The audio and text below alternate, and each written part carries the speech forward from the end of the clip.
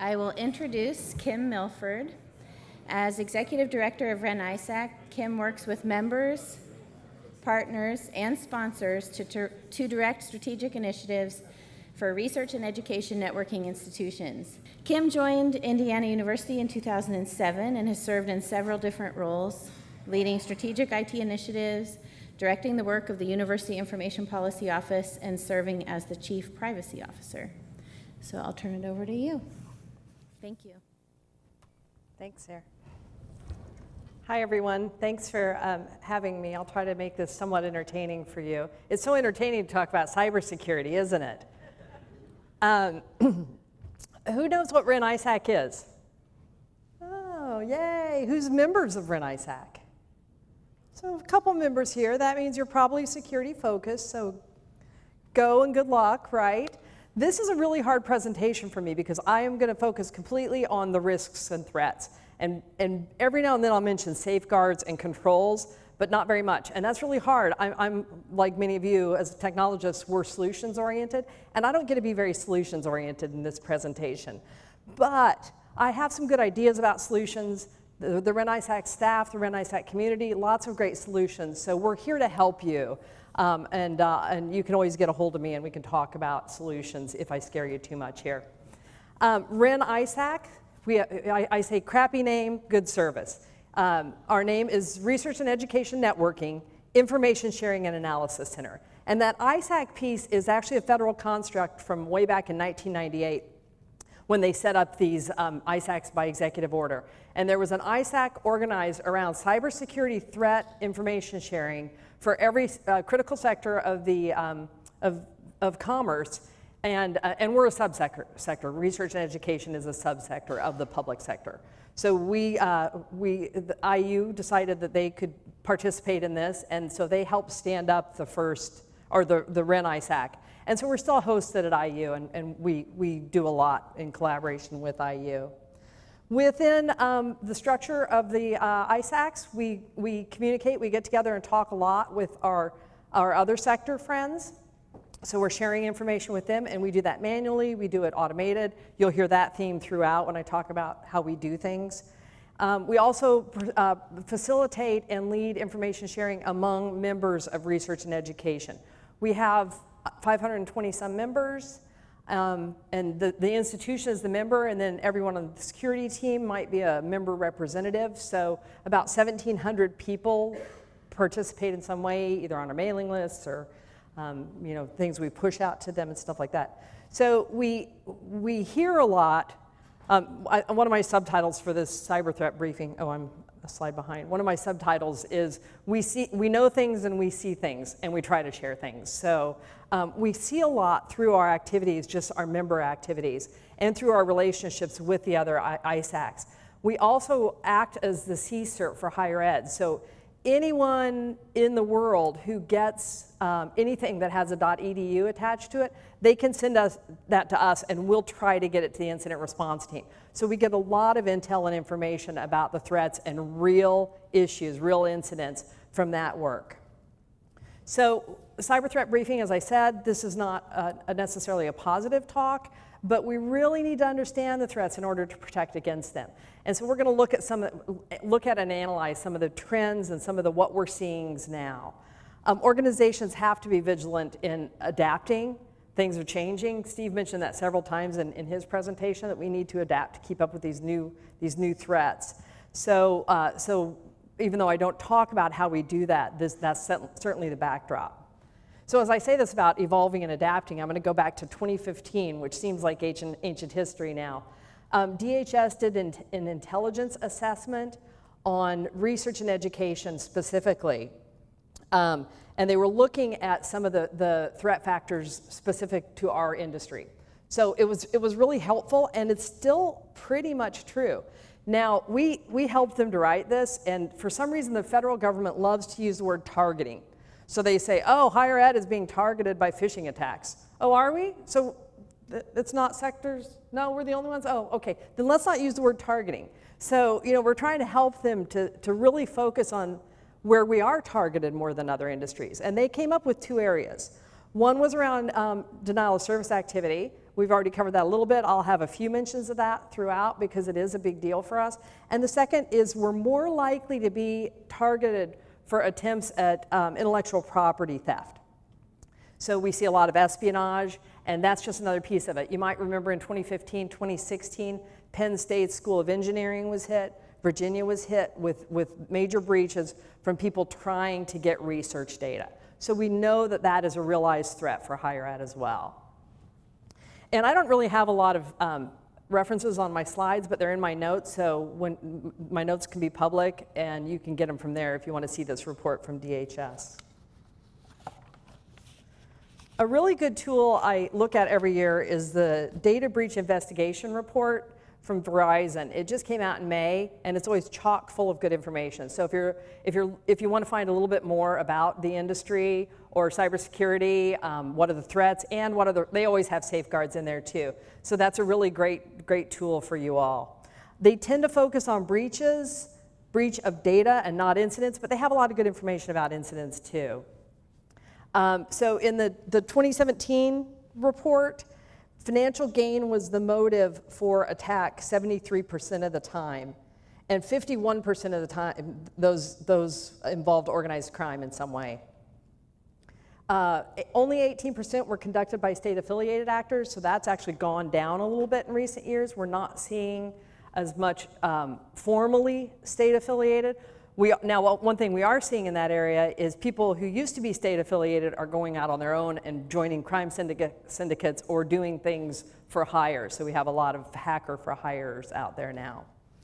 75% of the breaches that Verizon investigated were perpetrated by outsiders. So the insider threat isn't really that much of a risk. I'll talk about insider threat, but the primary later on. But the primary insider threat is mistakes and errors. It's not intentional.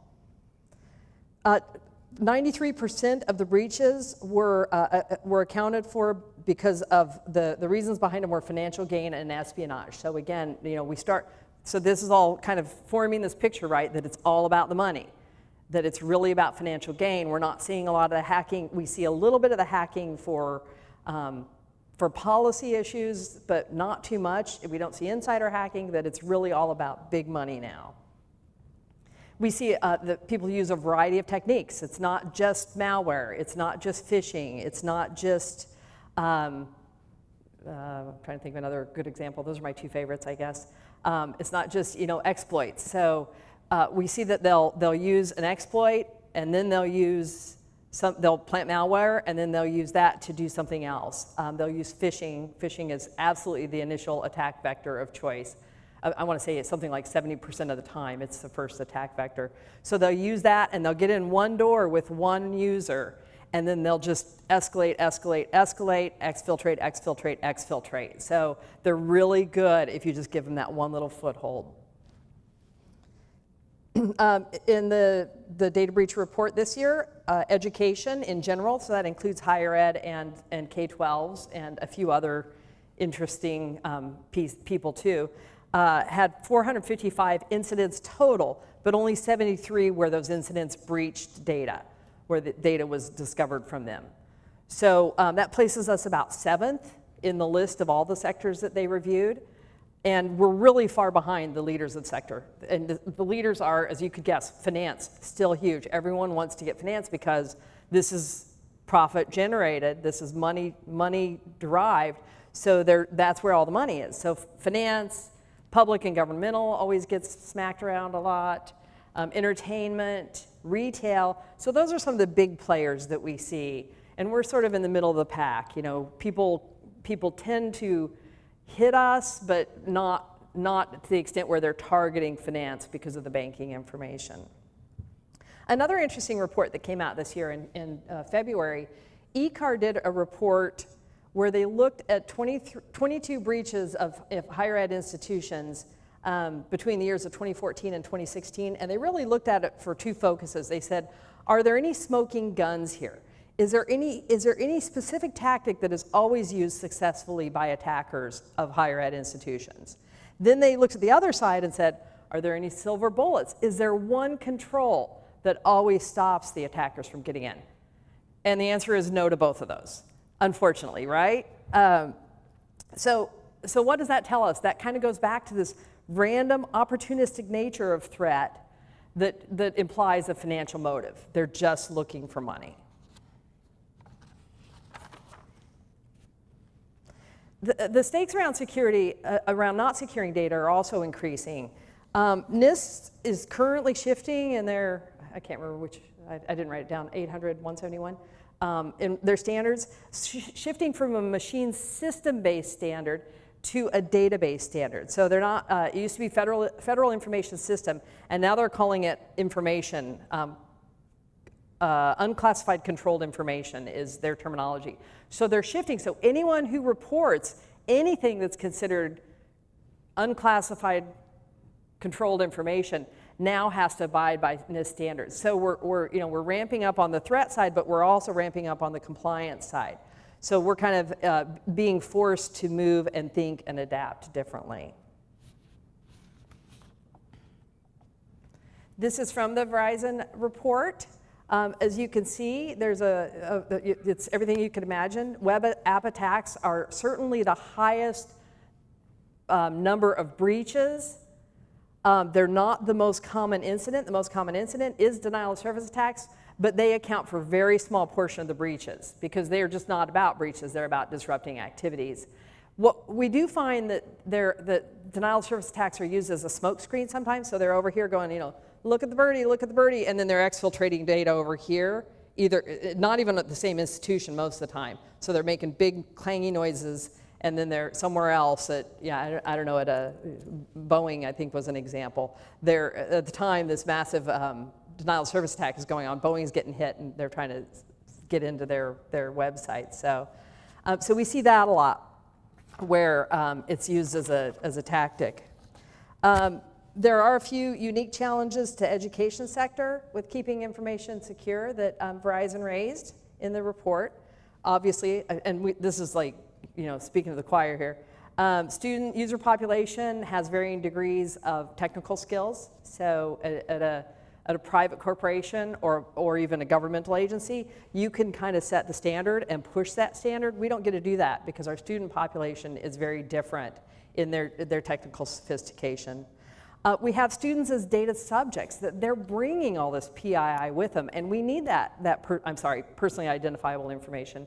And we need that information to be able to teach them and house them and work with them. And so we keep their data, but they also have their own data. So we have massive stores of personally identifiable information that other people don't really have. And then our missions encourage open discourse, which can, depending on the policy, depending on the mission and the policy, it can seem like it's at odds with security, and explaining how they fit together to our random populations, faculty, staff, and students, community members, alumni, parents, can be really difficult to do. So we do have some unique challenges. 71% of the breaches that Verizon reported in the education sector were from external actors, and the motive is 45%. The motive was 45% of the time financial and 43% of the time espionage. So we're just, like I said, we're just rolling into the major trends: financial, external, right? It was interesting, the compromised data that they found in the Verizon report. 56% of the data was personally identifiable information, and only 27% of it was the trade secret stuff, so like the intellectual property or the research property. And the other 8% was credentials, which we're going to talk a lot about credentials. This is from our threat intelligence sharing system. We call it the Security Event System. Any university who's a member of REN-ISAC can participate in it and get data from it. And you can get the data, you can use it for querying, or you can pull it into your systems, your IPS, your IDS, your firewalls, and make decisions based on it. So we have 75 institutions actively using it. We just rewrote it last year, so we're still kind of ramping it up again. We ingest 17,500,000 feeds. This was from October of last year, but this is fairly typical for a month that we're taking in that much data. So we're taking in the data, we parse it, we dedupe it, we do some analysis. The data comes from a variety of sources. It comes from the government, it comes from private sharing groups, such as vendors who might offer it as a service. They might give it to us at a discount or for free. So we get their data. It comes from members. It comes from higher ed groups that we work with. So we get the data. We'll take whatever data people are willing to give us, and then we figure out how we can work it into the system and how we can make the most bang for the buck in getting it out to people for things. The indicators are indicators of compromise. These really give us clues about the bad guys, the perpetrators, right? So we reported, in this month, we reported on 35,000 URLs that we knew. We're like, if you see this URL, it's an indicator of compromise. So you can not quite take that to the bank, but you can use that to make intelligent decisions, to block, to watch, and to really analyze your traffic in a very good way. So the SES data is important in how we can look at things and how we see our trends. Another one of our activities I'd mentioned before, we act as a CSIRT for all of higher ed. So this is a result of our CSIRT activity for 2016. Last year was the first year we kept stats, so we're just kind of learning from this. We're just kind of analyzing this to see what we can find from it, and comparing it already to 2017. As you can see, credentials is our highest point, but well, no, I'll go ahead and jump in there. We notified U.S. research and education institutions of 2 million cybersecurity events in 2016. So what we usually notify people about is it has to be pretty sure that there's a compromise. So it has to have like the footprint or the signature of a known compromise, or the machine has to be acting in a way as if it's been exploited. The credentials are a little different. How we do the credentials is we go out and actively search for credential dumps. Things on Pastebin, for instance, or Have I Been Pwned, we look at all the time. And so we'll go out and, there are these massive databases. What was the recent one? Exploit-In had over 500 million credentials. And so we go through that, we grab that table, we parse it for anything that has an EDU, and then we send something to the EDU homeschool. So we send something to Notre Dame and say, here are all the credentials we found from your school. And we have the password file. We don't pass the password file around unless we talk to them and set up a secure way to do that. So a lot of times what we find is the passwords aren't active anymore. A lot of and these new combination lists like Exploit-In or the anti-public combo list that both came out last month, they're just combining credentials that were hacked from other places. So like the Dropbox hack, LinkedIn hack, some of them go way back to like Yahoo 3 years ago. So we're finding that might be the information, that might be the source of the information for these credentials. We don't make that determination. We get it to the school or the research place as soon as we can and let them do the investigation, because they're the ones who are on foot and can do something about it.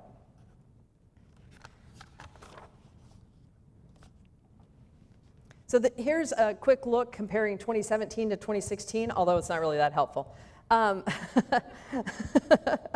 Because, so we have the most, this is sort of interesting actually. Now that I say that, it is sort of interesting. Credentials are all about timing.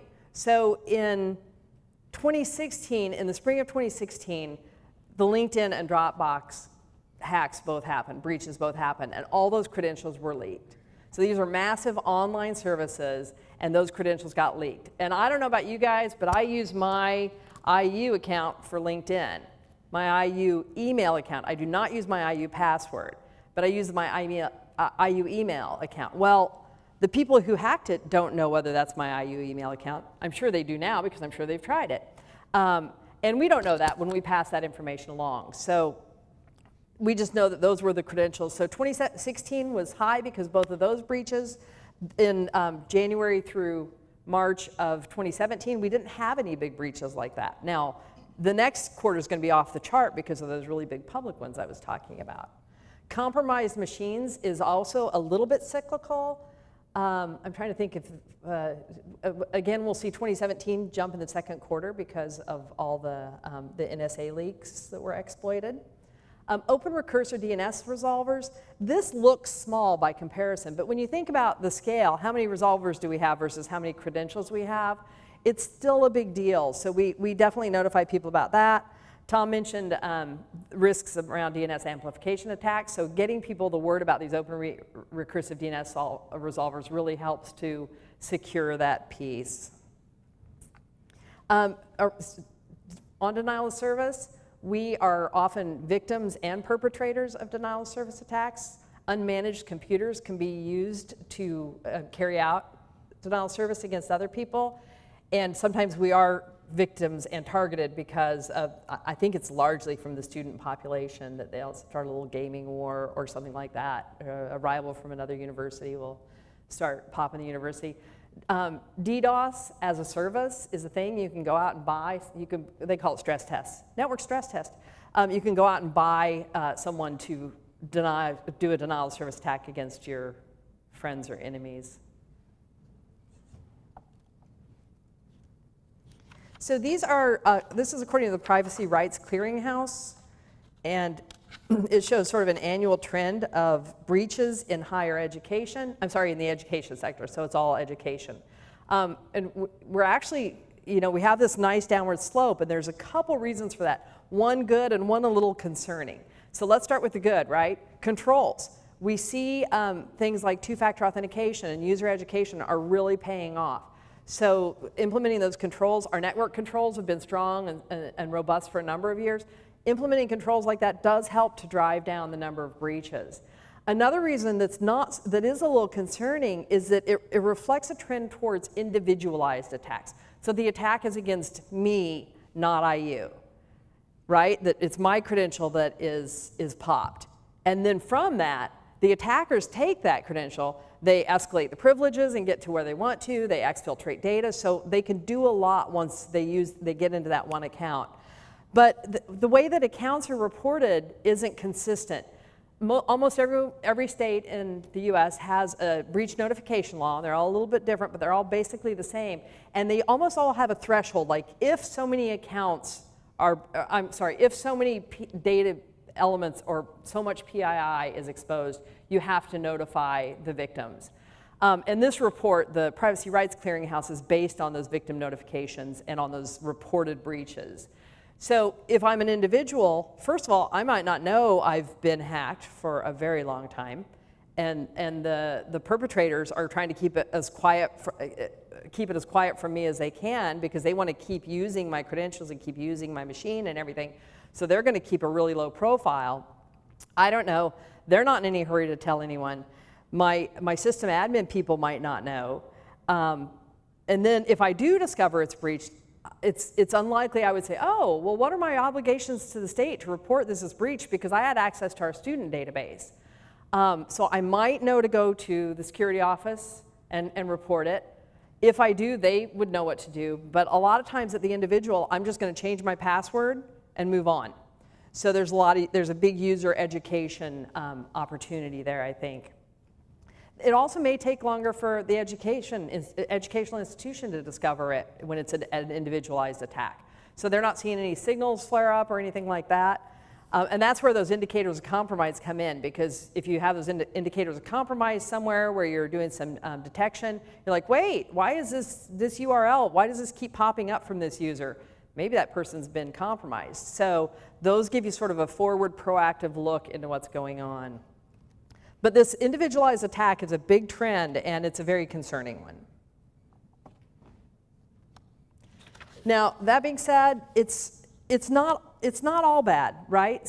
So we don't have a lot, our risk in higher ed is not very much higher because of the threats to these credentials. We know that people use their email, their .edu email address everywhere. Are they using the password? Sometimes, sometimes not, right? Because I don't know about you guys, our password complexity rules are really high. I'm not using that password anywhere else. First of all, I know better, but then also, I'm not going to use that password anywhere else because I don't like the spaces and the special characters. So my LinkedIn password, I think for a while it was LinkedIn1234. I don't have any private data on there. I don't really care if that account's hacked, So I'd made that determination. But a lot of people, so we don't know how many people use their same credentials, their same password that they use at the institution as they do on LinkedIn or the public internet sites. It's the people whose credentials are stolen have varying degrees of access to institutional resources. Students and alumni have very little, right? They don't have access to student information system outside of their own. They have their own information and that's about it. Also, local IT administrators often discover suspicious activity and block that account before it causes problems. So there's reasons why the risks aren't high. Just because the risks are low doesn't mean there's no risk. They might have their own PII. They might have filed their tax returns from that account. So now their social security number and tax information is exposed. So there is still some risk there. It's just not as high. The biggest risk in my mind is the alumni accounts, because when a student leaves school, that account might be allowed to them in perpetuity. It really depends on your school's policy. And I think more and more schools are starting to take a look at that. If a past student hasn't used that account for a long time, like 5-10 years, do we start shutting that account out because it's just sitting out there? And even if there's nothing attached to it that's critical or concerning, the bad actors are going to get it, especially if that alumni isn't actively using that account and not watching the traffic on it.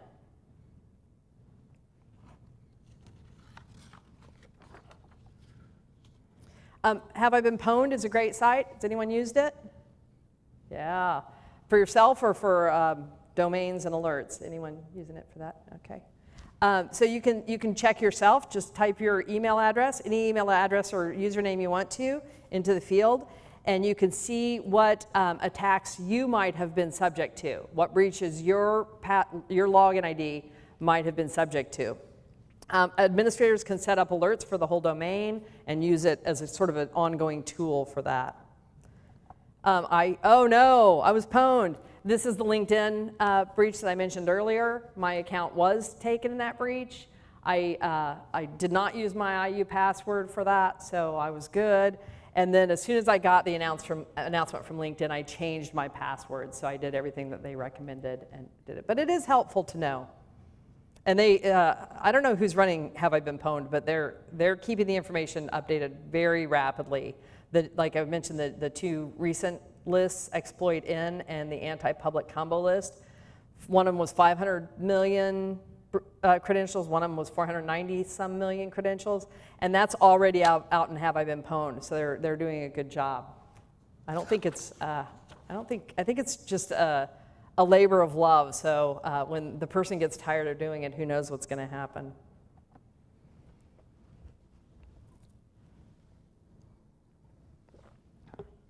So phishing, as I mentioned, it's the initial attack vector for almost everything. It's the entry, the way in. We find that, it's interesting because we're seeing a cycle on phishing. So first of all, they started these really bad emails, always had typos, looked cheesy, 3 lines, maybe not in the language that you speak normally, so you can tell there's some language issues. And then they started ramping up sophistication, right? So they started getting more and more sophisticated. We had a major outbreak. We, higher ed, had a major outbreak of phishing attempts that started in 2014 and really is still going on today. Very successful phishing attacks around payroll, usually this time of year, because a lot of us have fiscal years that end in June. And so they'll pop an email out, the perps will pop an email out and say, oh, you need to go here to check your salary increase for next year, or something related to the salary increase in the following fiscal year. And so it was very successful, and starting in 2014, a lot of people were getting their direct deposits owned, right? So the perpetrators would actually take that over and go out to their financial institution. So we saw that was successful. We were paying attention mainly because of the direct deposits, and then there was also some changes to benefits, like enrollments in healthcare plans. I think that was just some attempts to see if there were some opportunity there. But we don't know what data they were exfiltrating on the other end. So we saw the big noisy stuff. Again, this is absolutely a trend. But were they also exfiltrating data from those users? What if the user was an HR person? Did they get the HR database list from that person? So, so that's going to keep coming around. Are we going to start seeing more and more activities? We have seen that a little bit with IRS. Fraudulent tax filings has happened the last 2 years, and nobody has any idea where those lists of people are coming from, the lists of credentials are coming from. They could be coming from exfiltrations like that, where someone comes in and just takes the data and doesn't say anything. So, so it's a big deal. It's still a big deal. It's going to continue to be a big deal because it's so lucrative. And we see there's two really big types that are used. One is the targeted, where they might send something to me that looks like it's from my technical director. And so they're targeting me and they're looking for something specific to my audience. So they've done their homework on me, right? They know what information I have. They know what information is important to me. So they do targeted attacks like that. Then we also see what they call spray and pray, where they just blast it out to the biggest audience of email addresses they have. And they get pretty good turnaround on that. So with both techniques, it's still a danger, and it's going to continue to be because it's very lucrative. The good news is, as we're seeing controls, they are helping. Multi-factor authentication has helped quite a bit to reduce the risks, and user education around phishing is another great tool. Every week we do what we call our ops briefs, and we take a look at everything on our operations mailing list. It's a very active mailing list of REN-ISAC members, and we roll it up. We do a curated roll-up of it. So we look and we find the topics, and we do a manual analysis, so it's not just like a summary of the posts. But you'll see phishing is the most prominent piece on here. We started the operations briefs last year about this time, and every week phishing has been the biggest topic of interest. Both phishing, what are you seeing? Oh, we're seeing this new exploit, we're seeing this new indicator of compromise, but also mitigating tactics, so we see that quite a bit too. So shifting gears, still in the individualized attack. I should check my time here. We're okay. Still in the individualized attack, ransomware is booming. It's great, right? So we know that there have been over a billion ransom payments in 2016. We know that ransomware is also underreported, just like phishing, just like these individual credential attacks, because end users don't know what to report and who to report it to.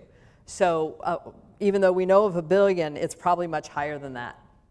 It was the 5th most common variety of malware in the Verizon report this year. Over 4,000 ransomware attacks occur pretty much every day and have since the beginning of 2016. So we started seeing it pop in 2013, and now it's big business. A lot of crime syndicates are using this as a money stream, so they can look for other bigger pockets of income with bigger exploits and bigger breaches.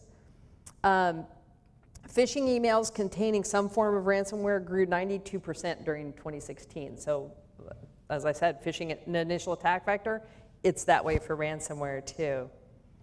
And there's now ransomware as a service. Yay, so people have made it, have packaged it up and will sell you the opportunity to encrypt data and hold it for ransom.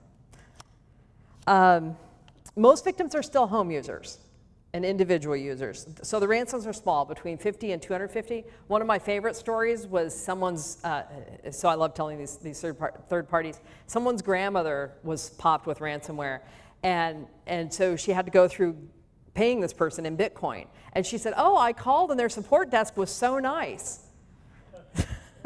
So they're paying good support people. That's a good thing, right? In 2016, we saw prominent ransomware attacks against Hollywood Presbyterian Medical Center and the University of Calgary, where they both disrupted operations. So it wasn't just holding the data hostage. The data was tied to operational systems, and they were both shut down. So they ended up paying larger ransoms. We'll see more of that, right? Because I want to say Presbyterian Hollywood paid $16,000 and UCalgary paid $22,000. So all of a sudden they're getting a lot more than that $250 when they ransomed my mom's data. So we're going to see more attacks against the individual. We've seen recent ransomware attacks on the Android platform. So we're going to start seeing mobile threat there. And I'm sure they're chomping at the bit for that, the bad actors are, because the ubiquity of the mobile platform just presents itself very nicely for them.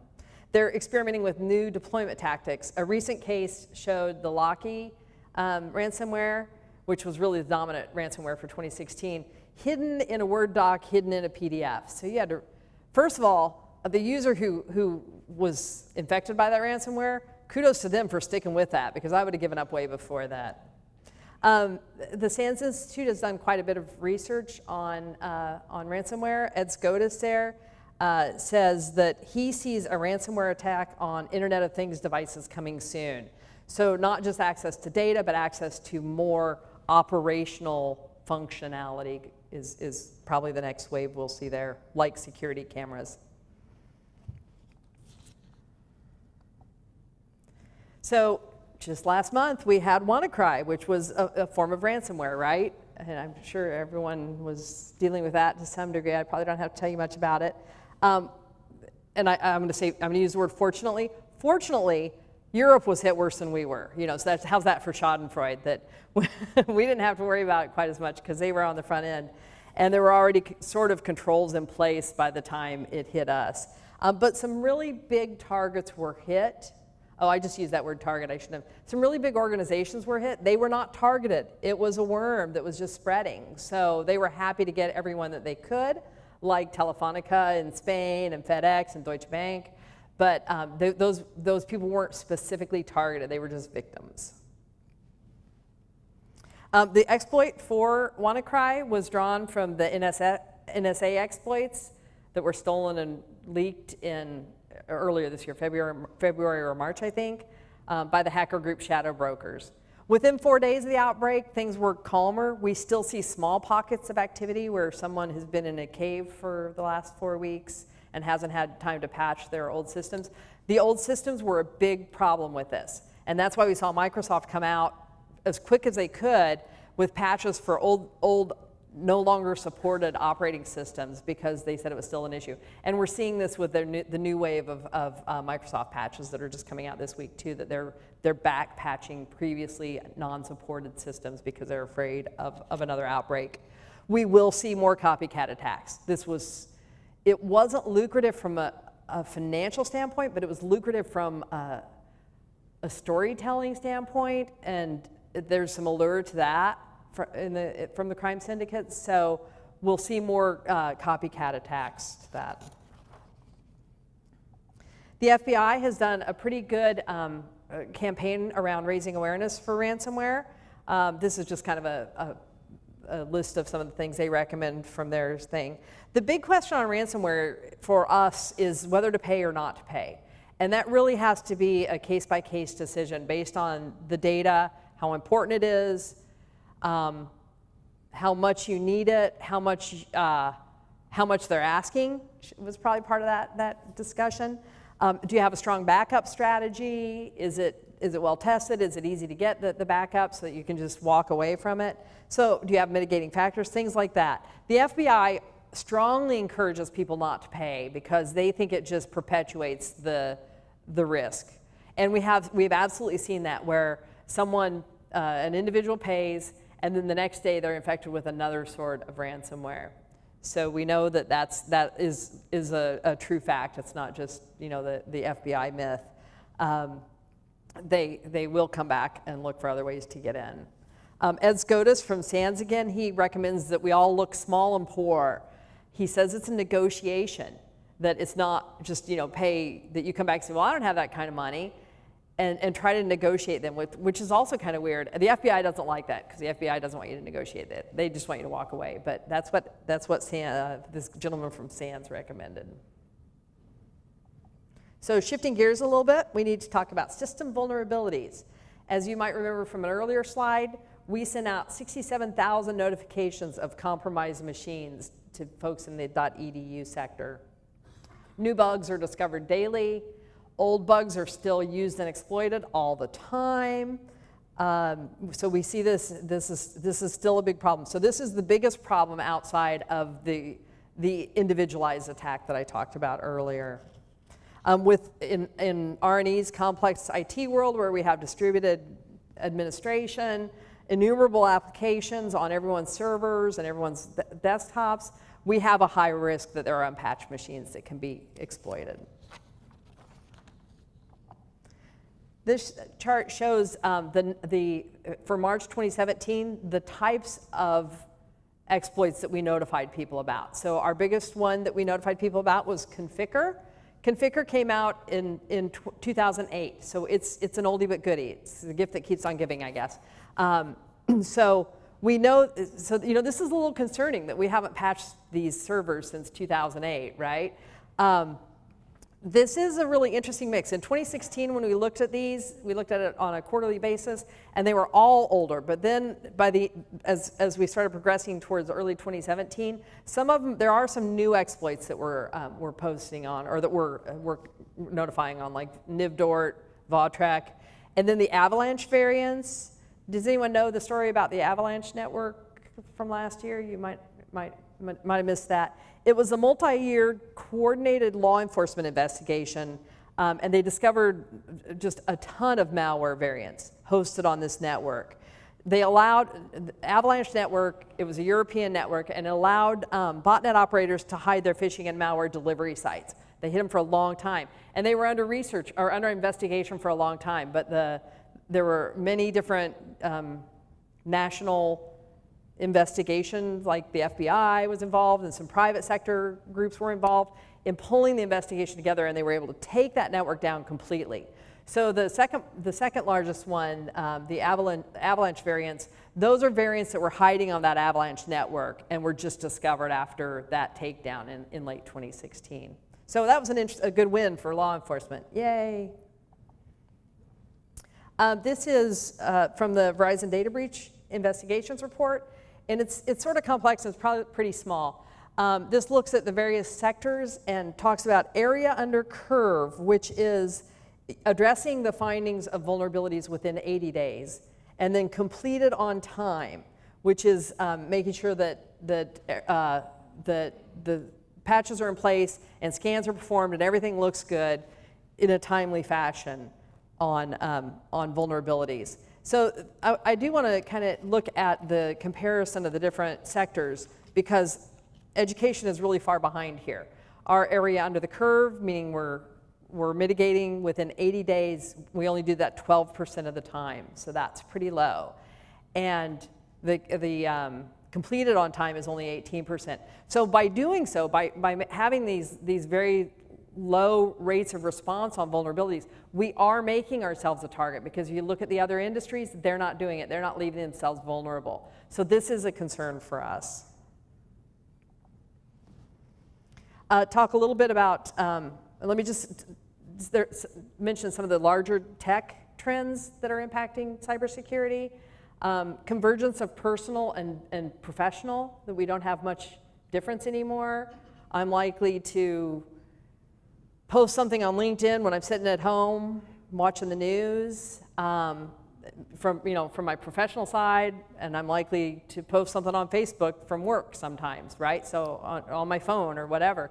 So we've got this massive convergence. So how users perceive business and personal has really morphed over the last couple of years, and that's a big trend, because the great controls we have in place, network controls are a great example. We have them in place at the network, and we're like, thank goodness. But then when that person goes home, we don't know what they're doing, right? So there's risks at home too. So that convergence is pretty big.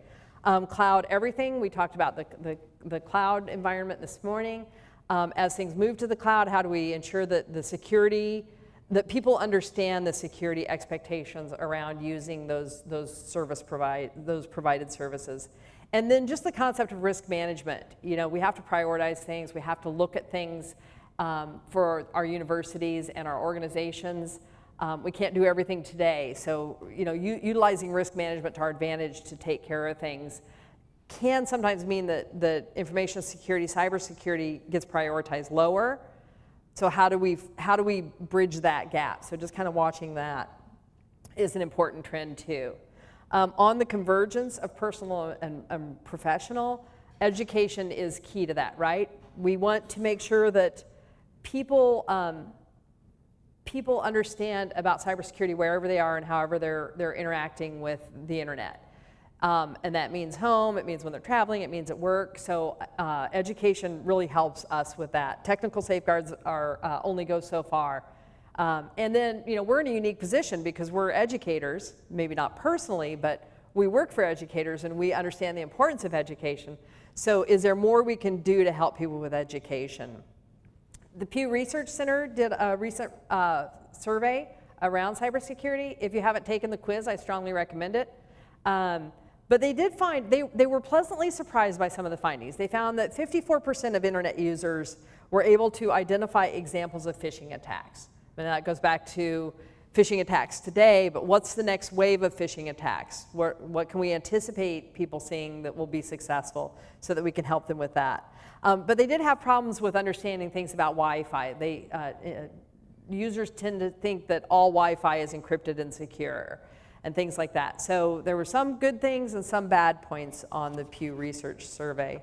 I took the quiz and I got 9 out of 10 right. So one of the answers said it always is, like passwords are always this, and I will never answer an always or never question true or false, or I'll never answer it true. So I said false and I should have said true on that one.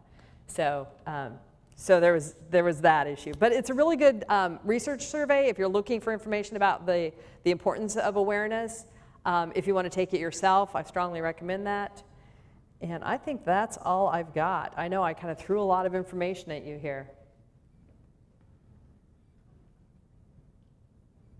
Questions? Where's mine? I guess I'll run the microphone around.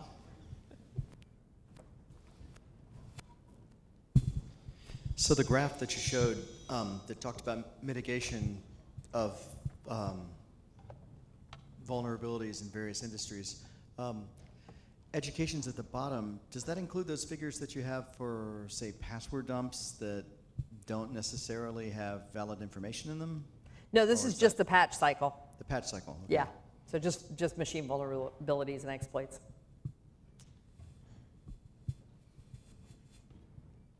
Other questions for Kim?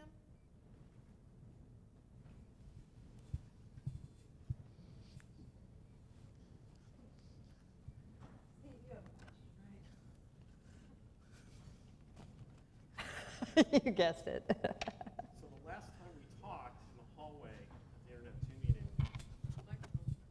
So the last time we talked in the hallway of the Internet 2 meeting, I won't use the exact word, but I said, I think we're in a really bad place. I think things are bad. Seriously, I'm very pessimistic about how bad this is going to get, and I just wanted to hear you tell me I'm wrong. It's a great learning opportunity. So, what did we learn from the NSA leaks, right? We kind of knew that these exploits were out there. Now we know for sure they're out there. What did we learn from the Google Docs phish? I didn't even mention that. That was a really interesting time that took a lot of security people's time and attention for about a week, and then it died away. They utilized Google's infrastructure to carry out a successful phishing attack. Holy smokes, that's scary. And it took Google 6 hours to close it down, 4 hours to close it down. Too long in my mind. So how do we work with the vendors, the Googles of the world, to be partners to really help us with this? How do we, this is the age-old problem on the vulnerabilities, and now with the credentials too, to a certain extent. The age-old problem is that these vendors release things so quickly, their time to market is so condensed, they release their services or their software so quickly, and they're not ready for prime time from a security perspective. So they patch and they patch and they patch. We've got people in good shape for patching overall. There's a positive, Steve, that people are more, they understand patching more than they did 5 years ago. So we have people in good place for patching, but they're still releasing new software all the time, and we're more reliant on different pieces of software. So, so we just got to twist that learning for the individual to think more broadly and not just think of their operating system. So my anxiety is a growth opportunity opportunity. Your anxiety is a growth opportunity, exactly. And then just implementing more controls. Like I said, two-factor authentication is solving a lot of the issues around credentials, especially when coupled with strong user education. So, you know, we've seen those to be effective. So really being able to focus on those effective controls, implement them.